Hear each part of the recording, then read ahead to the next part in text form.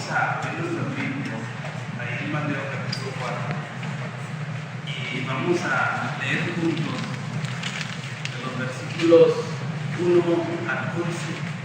Este pasaje también lo pueden leer en Lucas 4 y Marcos 1, pero Mateo 4 es el pasaje que yo escogí y más adelante iremos a Lucas 4. Leemos juntos en Mateo 4 del 1 al 11. Entonces Jesús fue llevado por el Espíritu al desierto para ser tentado por el diablo. Y después de haber ayunado 40 días y 40 noches tuvo hambre.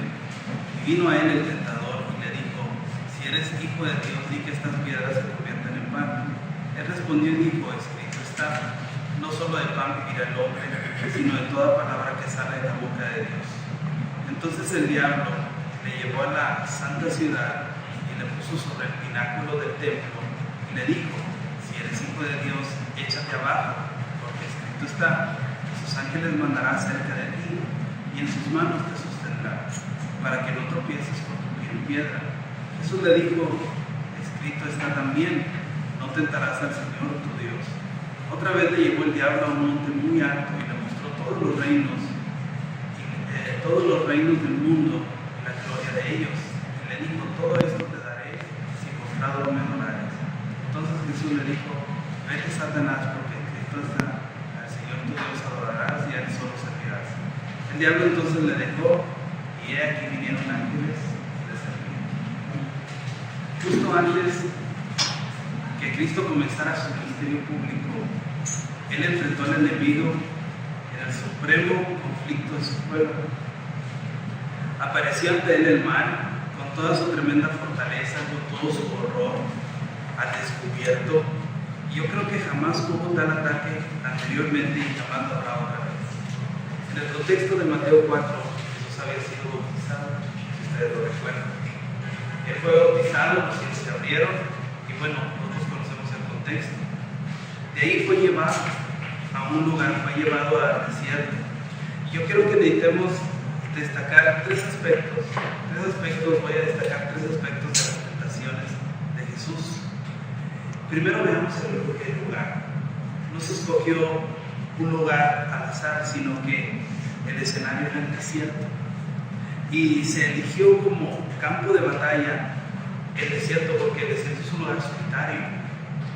Es un lugar donde solamente hay arena, algunos cactus, pero es un lugar desierto. Nosotros venimos de Mexicali y yo a veces me pregunto cómo fue que la gente se vino a establecer a Mexicali, un lugar tan caliente, pero resulta que es un desierto. La gente fue y hizo un lugar ahí, hizo una ciudad en ese lugar y bueno, la gente se quedó. Por eso cuando vas a Mexicali es un calor. Es un calor porque es un desierto. Bueno, en este caso Jesús fue al desierto a enfrentar a Satanás. Es un lugar solitario, es un lugar aislado de la situación humana. No hay nada ahí más que puro desierto. Y este lugar estaba desprovisto de todos los adornos superficiales y solo había en él la esencia de la tentación. Está Jesús frente a Satanás. Se ha dicho que Adán convirtió un huerto en desierto por pecar, pero Jesús convirtió un desierto en huerto por resistir el pecado. Entonces tenemos el lugar, es el desierto. Número 2, tenemos a los antagonistas. O sea, ¿quiénes son los personajes ahí involucrados en el desierto? Bueno, en primer lugar estaba Jesús. Una ocasión en que Dios lo había reconocido como su hijo. En el capítulo anterior había salido del agua dispuesto a comenzar su ministerio personal. Luego estaba el diablo. Y en la experiencia del desierto Jesús se enfrentó cara a cara con el príncipe del aire, el Dios de este siglo, el príncipe de las huestes espirituales de las tinieblas, Satanás. ¿Y cuál es el significado de este pasaje? Pues esta confrontación no fue casual, no sucedió por casualidad. Versículo 1. Entonces Jesús fue llevado por el Espíritu al desierto para ser tentado por el diablo. ¿Quién lo llevó? Dios lo llevó a aquel lugar, al desierto. ¿Para qué? Para ser tentado. ¿Es un plan eso? ¿Había un plan divino detrás de esto? Claro que sí. un plan divino se estaba llevando a cabo. Y tal vez nada muestra eso más claramente que el hecho de que el diablo había llevado a un campo abierto para una contienda. Así no es como Satanás le gusta pelear, según yo entiendo. Él prefiere trabajar los bastidores a través de alguna gente. Sin embargo, fue obligado a hacerle frente cara a cara a Jesús. Porque Satanás, tú sabes que trabaja de dos maneras. Trabaja en nuestros días de otra manera cuando nos enfrentamos a la tentación. Satanás simple y sencillamente hace del pecado pues algo que sea delicioso, brillante, algo que sea atractivo, para que tú y yo podamos entonces ceder a la tentación. Pues, sin embargo, con Jesús no fue así, lo enfrentó cara a cara. ¿Y cuál es el fin? Pues cumplir un propósito de hacer caer a Satanás. Ahora, ¿cómo le hizo Jesús? Porque tú y yo, pues yo no sé cómo reaccionaríamos si estuviéramos en medio de desierto cara a cara. Satanás yo gritaría y corría, saldría corriendo, ¿verdad? Pero ¿cómo le hizo Jesús? ¿Cómo podemos hacer nosotros? ¿Cómo puedo yo en mi diario vivir no morder su carnal? ¿Cómo le tengo que hacer yo para no caer en su carne? Para no caer en la tentación. Bueno, un beneficio que se obtiene al estudiar la tentación de Jesús proviene del hecho de que el diablo fue obligado a salir en campo abierto. Sus métodos, sus objetivos, pues quedan al descubierto. ¿Y a dónde se iba a esconder Satanás? Todos sus métodos estaban descubiertos con Jesús. Y al estudiar este pasaje, hermanos, prestemos especial atención a las sutilezas de Satanás. Jamás subestimemos su poder. Jamás subestimemos su sutileza. Él es muy sutil. Tiene una sutileza enorme. Había estado engañando a las personas durante miles de años. Miles de años. Y toda la experiencia acumulada durante milenios, o miles de años de práctica, ahora se concentraban en Jesús. Versículo 1 al 4. Veamos la primera tentación. Son tres aspectos. Jesús fue llevado por el Espíritu al desierto para ser tentado por el diablo. Y después de haber ayunado 40 días y 40 noches, vamos, tú y yo ni siquiera aguantamos un ayuno de una semana o 3 días. Y ya nos da hambre. Pero tú te pones a pensar, 40 días y 40 noches, ¿puede alguien sobrevivir a un ayuno así? Ahí en la congregación de San Marcos hay un hermano que es médico, es un médico jubilado. Yo le hice la pregunta, le voy a hacer una pregunta médica. Me dijo, sí, dime, ¿puede una persona, un hombre de 30 años, ayunar por 40 días y 40 días y estar vivo, tener fuerza?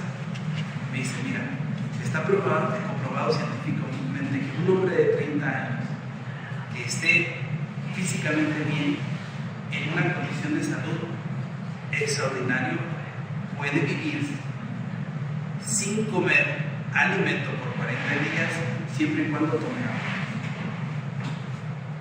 Si toma agua, esa persona puede sobrevivir los 40 días. Que dice la Escritura que estaba en ayuno. Y hay diferentes tipos de ayuno. Y es probable que Jesús sí ayunó por 40 días, pero tomó agua. Ahora, el objetivo de Satanás en esta primera tentación, ¿cuál era? Pues era probar la lealtad de Cristo para con Dios.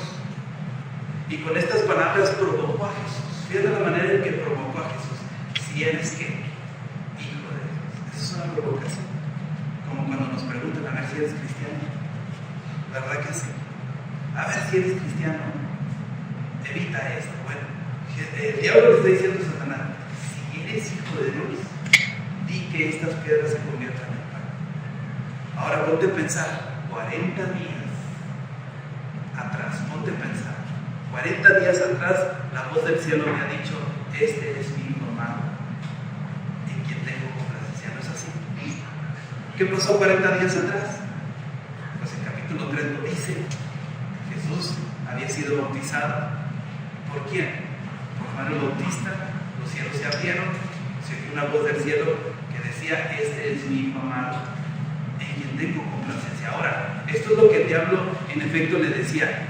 Si la voz decía, si aquella voz 40 días atrás decía la verdad, si realmente eres hijo de Dios, ¿por qué tienes tanta hambre? ¿De qué te sirve el puesto? Sin el privilegio que le acompaña. A ver, si eres hijo de Dios, ¿por qué tienes hambre? Y Satanás estaba insinuando que Jesús podría lograr dos objetivos. Dos objetivos al convertir las piedras en pan. Número uno, podría saciar una necesidad legítima. ¿Cuál es esa necesidad legítima de mi hambre? ¿Verdad que sí? Número dos, podría demostrar que era ¿qué? Hijo de Dios. Si eres hijo de Dios, demuéstralo convirtiendo estas piedras en pan. De haber estado en el lugar de Jesús, pues hazte un lado. Te voy a demostrar que sí puedo. Ponte en el lugar de Jesús. ¿Qué pan? ¿Las convierto en cochinas? ¿O en cuernitos? ¿O para que sea más, para que llene mi estómago? Vamos, en unos bolillos, en un pan virote, en lo que tú quieras pensar.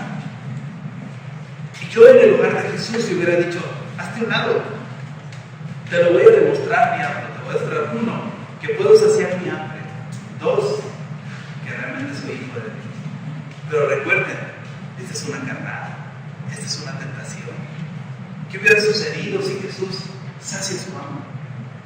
Si convierte las piedras en pan, si le demuestra a Satanás que es hijo de Dios. Gracias. Entonces esto es algo extraordinario. Y tal vez nos hubiera sucedido a ti y a mí. Porque yo soy de las personas que no le gusta dar la espalda a los desafíos, nos encantan los desafíos. Ponme un desafío, verás. En el trabajo nos lanzamos unos desafíos a ver quién bajaba de peso. Gané yo. Pero resulta que el premio era una cena en un steakhouse.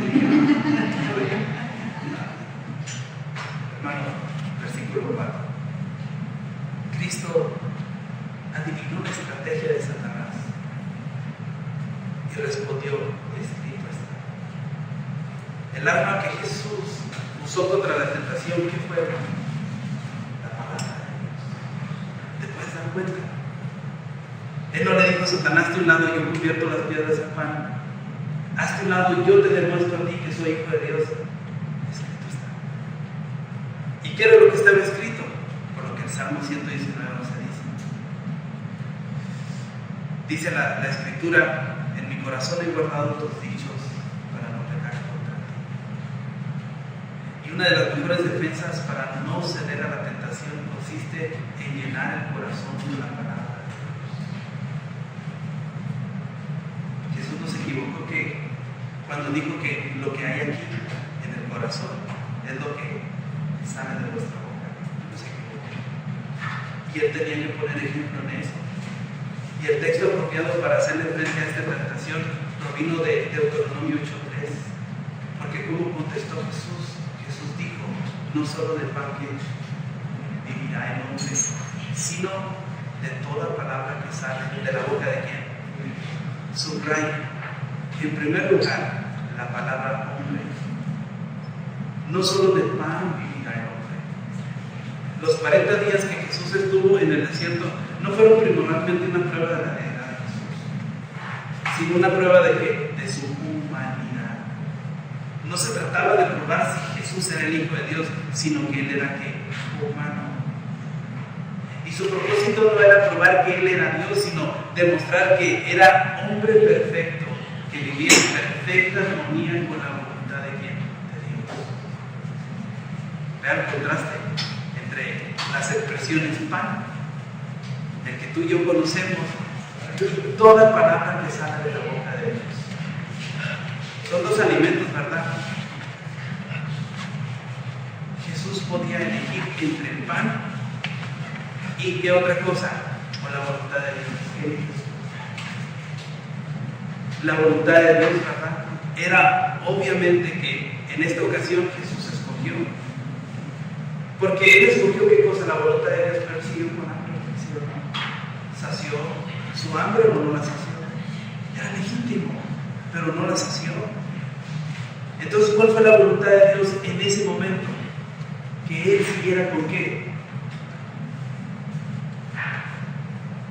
Para permanecer justo dentro del círculo de la voluntad de Dios. Él eligió la voluntad de Dios. Jesús había hecho frente a la primera tentación. Así sucede con nosotros, ¿verdad? ¿Sí o no? Si eres cristiano. A ver, vamos a ver si realmente eres una persona de fe. ¿Y qué vamos a elegir nosotros? La voluntad de Dios. Pero hay que conocerla. A veces no la conocemos, no sabemos cuál es su voluntad. Si yo no sé cuál es la voluntad del Padre, pues ¿cómo la voy a cumplir si no la conozco? Entonces ve la primera tentación, cómo Jesús contesta con qué cosa, con la palabra de Dios. Si no llenas tu corazón con la palabra de Dios, vas a ceder a la tentación fácilmente. Eres blanco fácil para Satanás. Versículos 5 al 7. Satanás no se rinde fácilmente. Satanás no es el tipo de diablo que a la primera se va. Satanás es muy astuto y dice, bueno, perdí el primer round, pero no toda la guerra, o no toda la pelea. Para su siguiente tentación, se preocupó por elegir el lugar. ¿Y qué hizo? Llevó a Cristo a la ciudad santa. ¿Cuál es la ciudad santa, hermanos? Jerusalén. Ahí está en el versículo 4. Un lugar precioso para quien, para los judíos. Y para Jesús también lo era. Dice la Escritura que lo llevó al templo, al sitio más reverenciado de aquella ciudad. Lo llevó al lugar más prominente de aquella estructura, de aquel templo. El texto dice que lo puso sobre el pináculo del templo. Esto es, en la parte sur del templo, era la parte más alta donde podría él observar toda la hermosura, todo el complejo del templo y observar la ciudad que se podía ver a distancia. Era una posición espléndida, pero también una posición estratégica. Situado a la par de Jesús, en aquella elevada posición, Satanás le dijo, versículo 6, otra vez, si eres que hijo de Dios, échate abajo. Porque escrito está, fíjate lo que Satanás está utilizando. ¿Qué está utilizando Satanás? La escritura. Escrito está, a sus ángeles mandará cerca de ti y en sus manos te sostendrán para que no tropiece tu pie en piedra. ¿Qué estaba probando aquí el diablo? Estaba probando la confianza de Cristo en quién, en su Padre. En otras palabras, le estaba diciendo, tú confías en Dios, ¿verdad? Veamos cuánto confías en Él. ¿Confías en Él lo suficiente para echarte abajo desde este pináculo? Y esto fue lo que en efecto le dijo Jesús. Ha citado las Escrituras Satanás, pero ¿sabes qué? Yo también la conozco. Yo conozco algo de las Escrituras. Así es que escucha, Satanás. Lo que citó el Salmo 91, 11 al 12. Y el Salmo 91 es un salmo de confianza. Un salmo de confianza implícita en el Señor. Y el primer versículo dice, el que habita al abrigo del Altísimo morará bajo la sombra del Omnipotente. Qué sutil fue y qué sutil es esta tentación. Insinúa que la confianza se expresa más perfectamente al intentar lo extraordinario, al emprender lo heroico, lo arriesgado, incluso lo peligroso. Es peligroso. Échate, lánzate. Ahora veamos a Cristo, versículo 7. El diablo trató de esgrimir la espada del Espíritu, pero Jesús resultó ser el mejor espadachín. Jesús le dijo, escrito está también.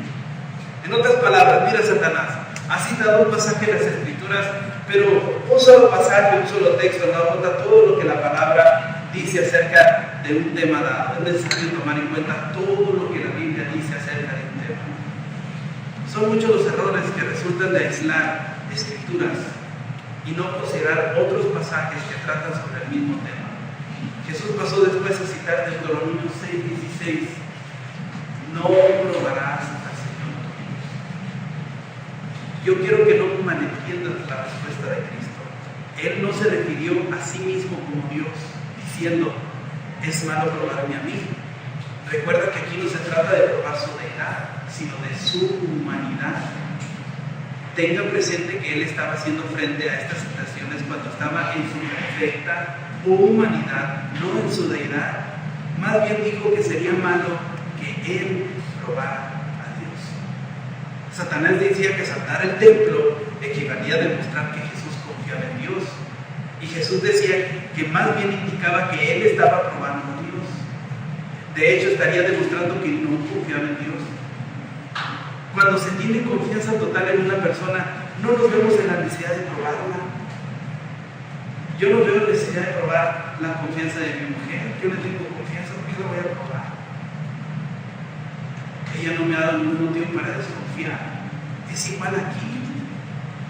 Es solamente cuando nuestra confianza en alguien flaquea que viene a la mente la necesidad de probarla. La confianza en Dios se expresa en la seguridad que tenemos de que Él nos ayudará a hacerle frente a lo que la vida nos ponga en el camino. Eso es confianza. Y no se expresa por medio de pruebas artificiales que nosotros le pongamos. Por ejemplo, tú y yo a veces queremos un Dios a nuestra medida. O sea, Dios, confío en ti. Sí, cambias mi mano. Dios, voy a confiar en ti, sí. Me ayudas conmigo. Si me ayudas conmigo, entonces sí. O mira, Dios, voy a confiar en ti. Si me ayudas a conseguir un mejor trabajo. Si tú me das un mejor trabajo, entonces yo sí voy a confiar en ti. Mira, Dios, si tú me sacas de esta, yo voy a poner toda mi confianza. Eso es probar a ti. No probarás al Señor tu Dios. Ahora resulta que queremos un Dios a nuestra mente. No nos queremos someter a Él. Versículos 8 a 10. La tercera circunstancia era la más crucial de todas, pues se sometía a prueba la misión de Jesús. O más exactamente se probaba la determinación de Jesús de llevar a cabo su misión. ¿Cuál era su misión? Morir por ti, por mí. Esa era su misión. Su misión era importante y Satanás quería estorbar esa misión. Miren, versículos 8 al 9. Esta tentación es la más atrevida, es la más audaz de las otras dos. En las primeras dos tentaciones Jesús había despojado al diablo de todos sus asuntos superficiales, de todos sus disfraces, y había revelado los verdaderos motivos del mal. Recuerda que Jesús aquí nunca utilizó un poder, nunca utilizó la palabra. ¿Quién sí utilizó poder aquí? Satanás. Lo llevó al final. Y después, en la tercera tentación, vamos a ver lo que Satanás hizo. Yo quiero que pongas muy atención. Satanás abandonó toda farsa y dejó de utilizar estratagemas secundarias. De una manera deliberada, directa, desafiante, pidió a Cristo que le rindiera homenaje. Versículo 8, otra vez le llevó el diablo a un monte muy alto. Se subieron a un burro y fueron allá. Se subieron a un caballo y fueron allá. ¿Qué utilizó Satanás? Poder. Transportó a Jesús a un monte, se lo llevó. Igual que al pináculo, cuando utilizaron una escalera para subir. De ninguna manera.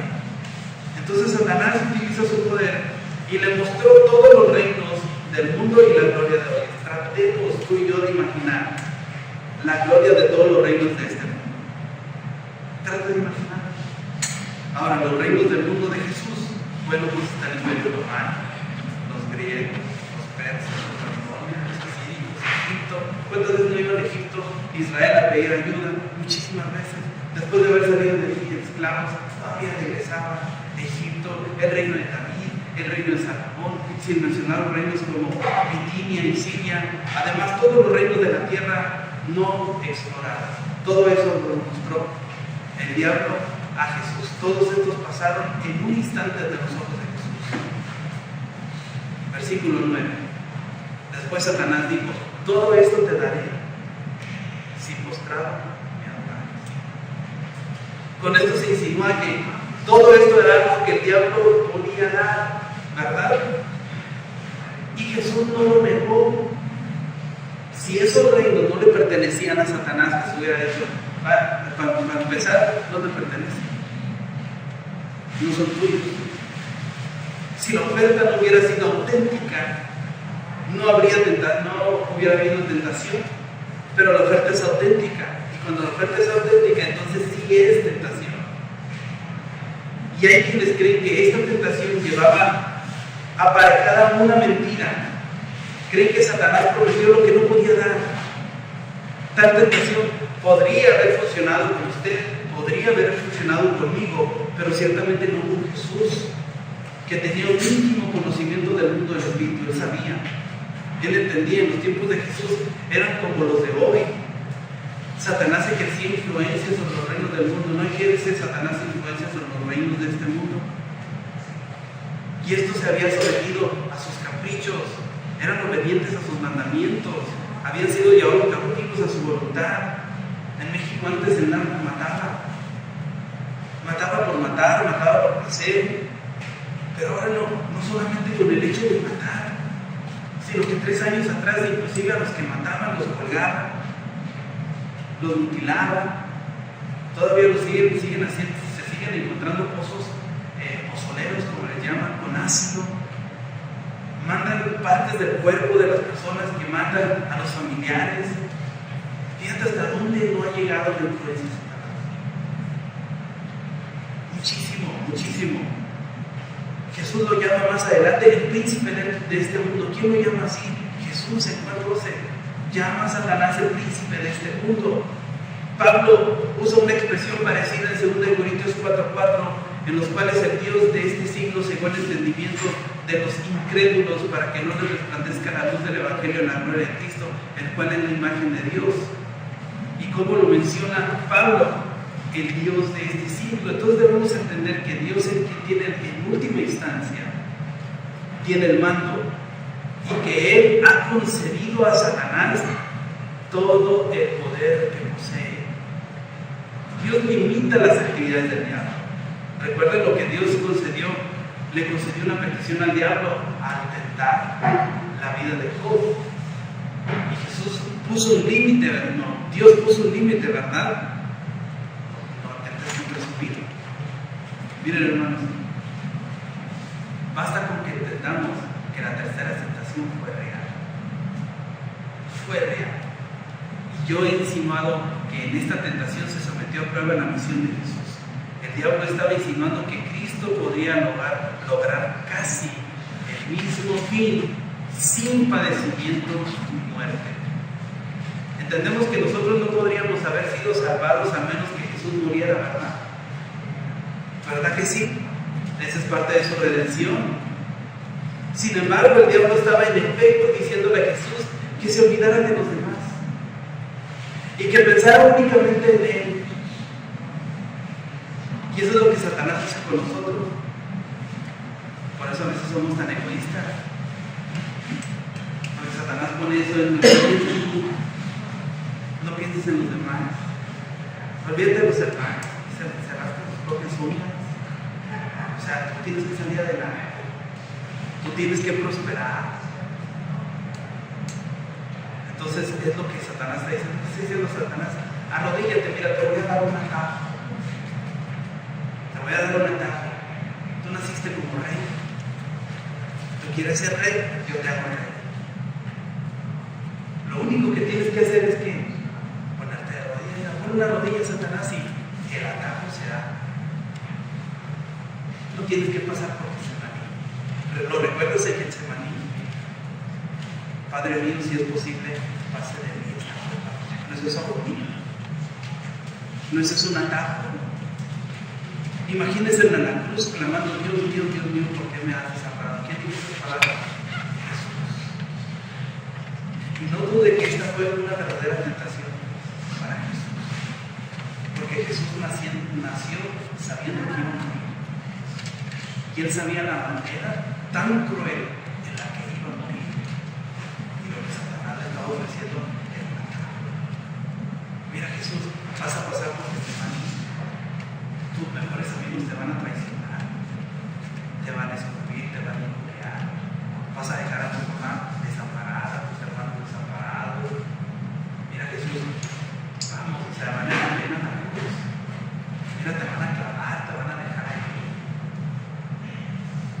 ser rey, arrodíllate. Todos te recuestan, pero te necesitas arrodillar. Observe el valor que le da Satanás a Cristo. ¿No le está dando Satanás a Cristo algo malo? Claro que sí. Creía que Cristo valía más que todos los reinos que él había ganado. Hay quienes no creen que la muerte de Jesús sea suficiente para todos. Sin embargo, el diablo sí entendía el verdadero valor de este. El diablo entendía perfectamente que si él moría en la cruz, él iba a perder. Y el diablo no quiere perder, no le gusta perder. Versículo 10. Vemos la respuesta que Jesús le dio al diablo. Él habló por primera vez en el lenguaje de su propia autoridad. Y esta autoridad había sido creada por las victorias ganadas en los ataques anteriores. Cristo primero le dio al tentador una tajante orden. ¿Y cuál es esa orden, hermano? Versículo 10. Ve. ¿Verdad? Por primera vez Jesús le da una orden directa a Satanás y le dice: vete, Satanás. Luego Jesús esgrimó nuevamente la espada del Espíritu al citar Deuteronomio 6:13, porque escrito está: al Señor tu Dios adorarás y al sol servirás. ¿Lo puedes entender? Las palabras de Cristo expusieron la sutil naturaleza de esa tentación. El diablo había dicho en efecto: adórame y te haré Señor de los reinos. Cristo señaló que la adoración y la servidumbre no se pueden separar. Él no podía adorar a Satanás sin llegar a ser su siervo. Satanás podía haberlo hecho un rey títere de los reinos de los mundos que él ofrecía, pero en realidad Cristo no hubiera ganado nada. Nada hubiera ganado con ese atajo. Satanás hubiera mantenido el control de esos reinos. Nuevamente Jesús se mantuvo firme dentro de la voluntad de su Padre. Estaba preparado para ir a la cruz a establecer su reino, que es su iglesia. La respuesta de Cristo reveló que los galardones de Dios son infinitamente mejores que los que Satanás ofrece. Satanás puede hacer que sus galardones parezcan buenos, atractivos, como se evidencia en la demostración visual de la gloria de los reinos del mundo. Pero los galardones de Dios son mucho más grandes. Entonces el relato que hace Lucas, vamos a Lucas 4, de la tentación, tiene un detalle revelador. El diablo le mostró a Jesús los imperios en un momento. Versículo 5. Es Lucas 4. Es el mismo capítulo que igual que Mateo, pero aquí es el versículo 5. Dice que el diablo le mostró a Jesús los imperios así, en un momento. Nuestro cuerpo es la tentación de él. Es aquella voz que te dice cuando te enfrentas a la tentación: no lo hagas. Ve las consecuencias. Yo quiero, hermano, que entiendas que cada pecado que tú cometes tiene una consecuencia. Y si tú no haces algo por remediar tu pecado, pues entonces todos nos vamos a ver afectados, porque tiene consecuencias y tiene repercusiones eternas. Pero si tú le dices sí a Dios, le estás diciendo no a Satanás. Si tú escuchas su voz al Espíritu Santo cuando estás en la tentación, te dice: no lo hagas, no cedas, escúchalo, obedécelo, y verás cómo tu vida va a cambiar. Serás otro, serás otra. De repente empezarás a crecer, empezarás a madurar, empezarás a activar dentro de la iglesia. Otros querrán ser como tú, otros querrán seguirte, pero tú necesitas escucharlo a él. Hoy vimos cómo Jesús, en plena humanidad, pudo resistir la tentación. Si él pudo, pues entonces tú y yo también podemos. Si él pudo mantenerse limpio y puro, pues entonces tú y yo también podemos. Hermanos, Dios les ayude.